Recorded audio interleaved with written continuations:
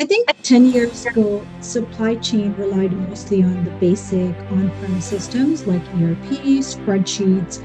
Processes were done more manual. And fast forward to today, supply chain is powered by a wide range of connected technologies like cloud platforms, IoT devices, AI now, and even blockchain. All about risk and mitigating the risk. And unfortunately, when it's something you don't really understand, you're much more fearful of it and implementing it. That's why you need to make sure the IoT devices that you have are monitored.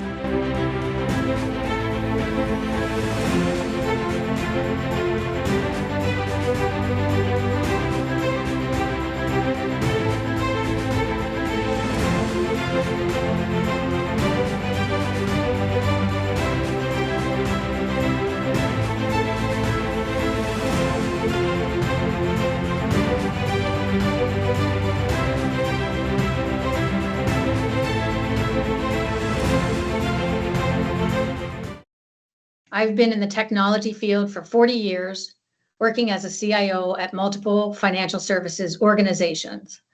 For the past 10 years, I've been focused on digital transformation and cybersecurity. I currently sit on multiple corporate boards providing governance, oversight, and expertise in cybersecurity risks. Joining me today, I have Jassi Kaur. With 17 years experience in technology, she's currently the head of information technology and security at Bulk Barn Foods. And Jassi is also the recent winner of the 2025 CISO of the Year to Watch award. Welcome, Jassi. Thank you, Kelley. Also joining us is Lina Dabit. Lina has taken on a new role as the Executive Director, Office of the CISO at Optiv, Canada. Lina recently retired from the RCMP. With 30 years experience in law enforcement, she was the unit commander of the cybercrime investigative team. Welcome, Lina. Thank you, Kelley. So today we're going to talk about securing machine identities, the supply chain, and why we call these invisible threats. And I will share with the audience that we talked about technology supply chain, and as I sit on a corporate board for a company that does supply chain management for the actual cargo ships, airplanes, trucks, and the shipping supplies, I had to put myself in the mindset of technology supply chain, which is what we're really talking about, and how cyber issues have become such an area of focus. The integration of various technology tools and systems that we all implement for the services that we provide in our companies, and how those become the invisible threats.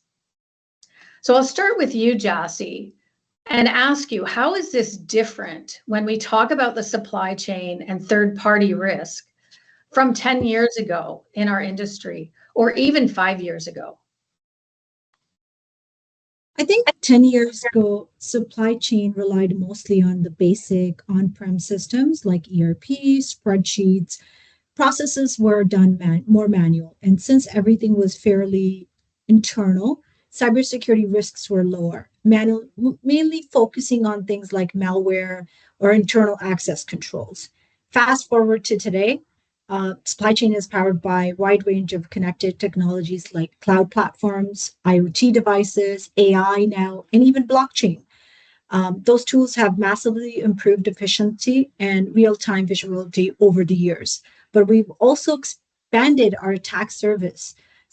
Now everything is integrated with data flowing across multiple systems, multiple countries, and partners, which makes the supply chain much more exposed to cyber threats. We're seeing more sophisticated risks, like ransomware attacks that target entire network, or supply chain attacks where a hacker breaches a third-party vendor to reach a larger company. So while technology has transferred supply chain from better, but it's also focused companies to rethink their cybersecurity, moving from basic defense to real-time monitoring, zero trust models, and have much tighter controls over third-party access over the years. Yes, very good. Thank you, Jassi. And Lina, I would say to you, I don't know, but I would guess 30 years ago, as you were starting your career with the RCMP, you were not talking much about technology, supply chain risks, and cyber attacks No. as the importance that it has today. So can you share a bit how that evolution that you've seen through your career? Yeah, no, that's a great question, Kelley. I think what's important to recognize, and like many, I don't want to say many industries, because policing is not really an industry, but in policing, sometimes change is slow to be adopted, and it's all about risk and mitigating the risk. And unfortunately, when it's something you don't really understand, you're much more fearful of it and implementing it. And for example, you look at the tools that we use in policing and investigations, and they have changed so incredibly quickly, but also it has taken some time. And even in the last 4 years, some of the technology to help us do our work and our technology supply chain from within policing looks very different to how we used to do policing even, 5, 10 years ago. And I say this when you look at, for example, data. So data is something that we seize in like ridiculous amounts of data in any regular police investigation, but especially in cyber. So we recently had an investigation where we seized 8 terabytes of data, and the ability to be able to bring in AI automation to help review the data is a significant significant value. You cannot put a price on it. And I will say the first little bit we had, and that was just one part of it, was 8 terabytes of data. I had to actually assign human resources to do it. I blew through my budget.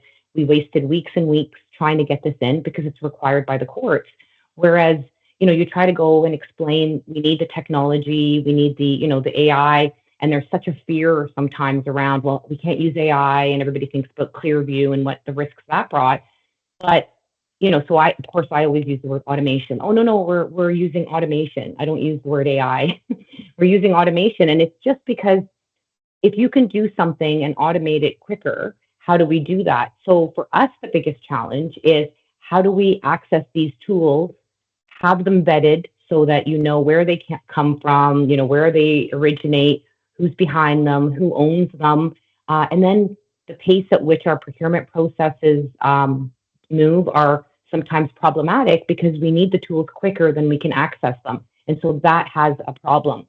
And lastly, when you look at the whole issue around supply chain, especially in the technology side, and during COVID and post-COVID, our being able to procure tech that we use every day and need created some significant challenges for us. So I can't imagine, in the midst of a cyber attack, what would happen if we didn't have access to the tools that we need. Yeah, a lot to think about. And as you bring up the tools, I think about, the different threats that can disrupt the supply chain. Examples, internally and externally. So things like certificate mismanagement, which if we go back 30 years, we used to have a list of the certificates that we had to renew for our organization because there were so few of them at that time. And when we think now of the integration of all the systems and all the vendors and all of the different components that we put together to provide those services, keeping track of something like certificates or access to systems, private keys that we're using that could be compromised, those things without automation, using your term there, Lina, no one could keep track of it all. And that's where you would get even outages from sort of expired certificates, not even having cyber. So if you guys think about areas of attacks and questions that need to be asked, so there's sort of mainstream questions that need to be asked for general hygiene and general protections that we need to have in place. And then maybe some of the not so obvious questions that need to be asked. If I just highlight one, like, do you even know your vendor? Do you know where your vendor's headquarters is and what laws they're actually required to adhere to? Because if they're not in the country that your company is in, they may not have the same expectation of following protection laws on the data that you have, that your company is expecting them to have. So Jassi, I'll go back to you. And just some of those third-party risks. I know you're quite passionate about controlling that and understanding that and making sure that you have all of the inventory of your assets and then all the protections that are required. How would you go about that? And what are some of the questions that you ask? I think, Kelley, the key here is to start, I think we need to start thinking like an attacker. We need to ask ourselves, if we were trying to breach our own networks, where would you target, kind of thing? Which vendor and what type of devices, or what integrations are the weakest links within your environment and could pose a risk for the organization? One of the things we talked about is a third party and vendor access is a huge risk. These vendors often have elevated access to our systems and data, which means if they get compromised, it's so do we. There's nothing, there's no point that will hold us at that point. So it's critical to ask, who built this tech, right? And where is it being developed and hosted? And, what are they doing to track cybersecurity? What are some of their measures in place? And what are they doing from a cybersecurity standpoint? How are they doing their business continuity and disaster recovery services? Because a lot of the times I've seen is that with the third parties is that they have great business continuity and disaster recovery plans, but when it comes to actually testing it, I don't like they've done tabletop testing, but actually when there's an incident, they're not able to rely on those BCP DR plans. I've gone through multiple examples. I've actually working with the vendor where we said we want to do a full DR failover, and they just couldn't, and it was a DR site, and they just couldn't get to that. We just couldn't get to the next step with them. And it was a huge risk for the organization. Eventually, obviously, we moved away, but that's what I mean. We don't ask those questions. It's like, okay, we want to do a failover. We want to do a live failover. And, obviously there's a cost involved, but they were just not comfortable doing that. And that point, it's like, okay, if you're not comfortable doing that today, when we do actually have an incident, what happens at that point? So I think that's one of the area. Another area is, I would say, IoT devices. I think these devices are everywhere when it comes to supply chain these days. And obviously, a lot of them have weak security. There's outdated firmwares, hard-coded passwords, so on. So I think it's a perfect point for hackers to get into unsecured devices. I think that's why you need to make sure the IoT devices that you have are monitored. Make sure the third-party vendors who's managing them is securing them, updating them regularly, passwords are up to date, nothing is hard-coded. So those are the questions you have to continue to ask yourself. And I think that one of the things that you mentioned is geopolitical risk is something we often overlook. We really don't think about that one. Where are you sourcing your software and hardware from that's coming to us, right? Are we unwittingly introducing risk from countries with less cybersecurity controls, or potential backdoors which we are not aware of that's being introduced into our systems? So I think we really need to think about where the data is being stored, where is it being hosted, what laws are being applied, and where is the third-party vendor really getting their sources from as well. Yeah, very good. And a lot of questions, and I think sometimes overwhelming. So, I'd ask you, Lina, you've been involved in investigations that took years at some times because they were so complex, and there's so many aspects of the cyber crimes that are happening to get to the real culprit, right? Not to get to the last person that created the risk, but to get to the person who's actually started the chain. So can you just talk a bit about some of those questions that you've asked in your career and things that you think people are maybe missing out on as they're talking about basic security? They're missing some of the underlying foundation.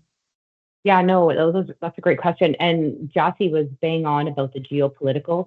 The amount of instability that has been caused globally has been significant. And I think another part to add to that, before I jump in there, is the fact that, yes, we have, where is your country of origin? What is the, who is in your systems?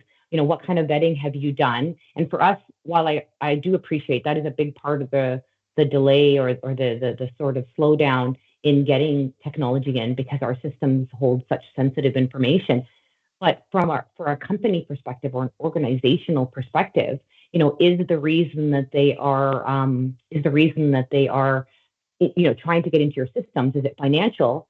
Is it, like for a ideology? Is it to set up and lay in wait until the right moment to be able to help sort of springboard an attack?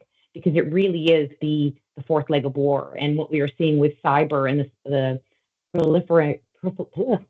proliferation of cyber being utilized in that capacity is significant.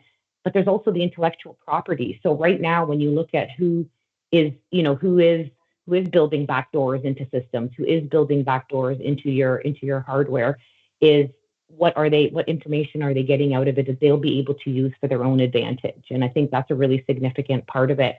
But yeah, like for us, like for myself, I look at the trends and where they are. Even a couple of years ago, when you look at the risk for third-party vendors, there's a lot of companies where there were only maybe 10%.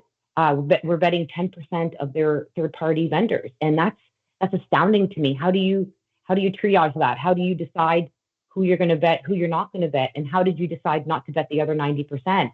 And I look at marine as a big example. So if you look at the marine industry globally, since 2021, I would say there's been about 64 attacks on marine entities globally, and those were all deemed to be or attributed to nation state actors, whether it was Iran, Russia, North Korea. So what I really like about the marine sector, and one of the things they have started doing, is that since the Maersk incident in 2017, which was traced back to a third-party vendor, in marine, they have taken a much more proactive approach to vetting and assessing, doing cyber risk assessments on their vendors and their third party and their supply chain because of the significant risks it carries. I mean, you can't think of anything other than shipping, really, which has, when you think supply chain, not necessarily for the technical, but just what it means for all of us, for everything. It's a really big part of it. So the fact that they are doing that has been really, it's something to look at as a positive step in the right direction. Yeah, I think the awareness of cybersecurity risk in general has gone up. I mean, we have parents now who are asking us, right, about their cybersecurity risk, and they get messages or they get emails and they're saying, I know this is a fake, but how did they get it to me? So even the curiosity of older people who were never in the industry has increased. And so, Jassi, let's talk about resilience then to attacks. So we can talk about where there are a lot of them, and it's sort of a scary environment to participate in as a cyber professional. But the resilience to attacks, there are tools, there are processes, but then it comes down to the people also, that if the people on our teams or the people in our companies don't believe that the tools or the processes are valuable, or they think they're too cumbersome and they're in the way of doing real business, we've all heard these phrases in our career, they're not going to follow them. So if you think about managing these discussions and action plans with the technology team, but also with the broader organization, why people need to be diligent and why they need to follow these processes, how do you approach those conversations, Jassi, and the goal, of building that resilience? I think building that resilience means being proactive within your organization when it comes to cybersecurity. Like having a strategy in place to prevent, respond, and recover to cyber threats while, continue to improve within the business. I think one of the key things that a lot of the organizations do have, but I think they need to continue to focus on, is the cybersecurity awareness training, which is an essential part of any business because employees are our first line of defense. And a lot of the organizations that are breached, that's really how they kind of, that's where really it starts off with, is the employees, right? Your employee is your weakest link. So that's where I think the organizations really need to start focusing, is by training them how to recognize threats, not just phishing threats, but also, what are the best practices within the business when dealing with certain situations. And remember, cybersecurity isn't static, so it's constantly changing. So you need to adapt and evolve with emerging threats and continue to educate and use the latest tool to insight to build within your industry and make sure your employees understand what the risks are for them to, even a copy and paste something on ChatGPT, what the risk that could be introduced within the organization. I think, And the second thing is you have to be well prepared when it comes to the incident response plans. If attack does happen, you need to be clear. You have to have proper responses in place to quickly manage uh, damage within the organization. I think the challenge is a lot of the organization do have tabletop exercises, as I mentioned before, but beyond that, when the incident really happens, how do you what? Let's say your email becomes unavailable, your documents becomes unavailable. How do you really react at that point? I think having that proactive measures, and especially when it comes to supply chain, it's more of taking the risk-based approach where you prioritize your vulnerability by accessing your systems and vendors that pose highest risk and kind of, doing a ongoing assessment with them to make sure that they're enforcing standards based on what your business requirements are. Yeah, very good. And your comment about tabletop exercises reminds me of a scenario I was in where, we did a tabletop exercise. We found some of our areas of challenge that weren't going well, or that we didn't have a robust enough plan. But the key is then the next day that you create the actions to address the gaps you found, because just doing the tabletop exercise and finding your gaps is not the answer. That's the start of the journey, right? So Lina, I would ask you, when still talking about resilience, and there are a lot of tools out there, and a lot of tools do provide great information, great paths to resilience. We had a comment from someone in the audience, a great SME, so a subject matter expert with an Excel spreadsheet is actually a tool in itself. And I think about that too. Like, if we don't have the inventory of assets, no tool is going to help us protect them, because we don't actually know where they all are. So can you just give a bit of comment on, what is the purpose of the tool? It's not about, which tool you're picking over the other tool, but what is the purpose of that tool, and how does it make people more efficient? No, that's a good question. I think first and foremost, the thing to remember is what is being implemented. Does it make sense? Does it make sense to the employees? Does it make sense to the teams? And it kind of goes back to what Jassi was saying about, people buying in, and it has to be a genuine approach when you're looking at cybersecurity. So if people see that their tools are there to help them and make them more efficient, well, that's great, because then they're going to buy in, because it's going to make their work easier. But it also has to have meaning. It can't be something that's just rolled down. It can't be a checkbox of, we have to use it this way, but it makes no sense. And I think looking at an environment where you're saying to people, you can't use anything like ChatGPT, you can't use anything like that, you know that they're going to do it. They're absolutely going to do it. Someone's going to use it. So how do you provide something, that's in that same vein or in that same context, or does the same thing, but in a way that is safe and that is acceptable to your security and to your teams and your best practices? So I think there's a very fine balance between ensuring people have the tools that they need and the ones they're going to gravitate towards, and cutting them off completely. Because I think if you cut them off completely, you're just inviting trouble, to be honest. And then the other side of it, when you look at what people do, it goes back to that whole cybersecurity. And I do want to piggyback on something Jassi said about cybersecurity, and your people are your weakest link. They absolutely are. But in order to get buy-in, you have to lead by example. Your senior leadership team should also be demonstrating, basically leading from the front. And I have spoken to a number of CISOs and CIOs who are just frustrated because their C-suite or their board doesn't want anything to do with it, that they feel like it has to be a trickle down effect, but it can't. But when you look at it from a strategic target perspective, your C-suite and your board are likely a bigger target, absolutely a bigger target, not likely, than your employee on the floor. For context, I received a call from a third party. It was like an outsourced cybersecurity, and this poor man was nearly in tears by the time he called me, because one of the companies that they provided cybersecurity for, the CEO had been breached successfully for a third time, because he didn't want to do any of the pen testing, the phishing emails. He didn't want anything to do with that, because he felt it wasn't for him, it was for everybody else. And that's not a very good mindset, because what you are showing your employees is that there's a double standard, and that they aren't, as smart as you are to figure it out. But reality is, it's your senior leadership who are going to be the bigger targets. Yeah, agreed. And they have to show that it matters and show that by embracing it themselves. There was a comment from someone in the audience about security awareness training and having that tailored, and I agree with that. I mean, you're technical people with elevated access and able to impact many more things than maybe a regular user. They need a different level of training, a different level of expectation of what they should also be putting in place day to day.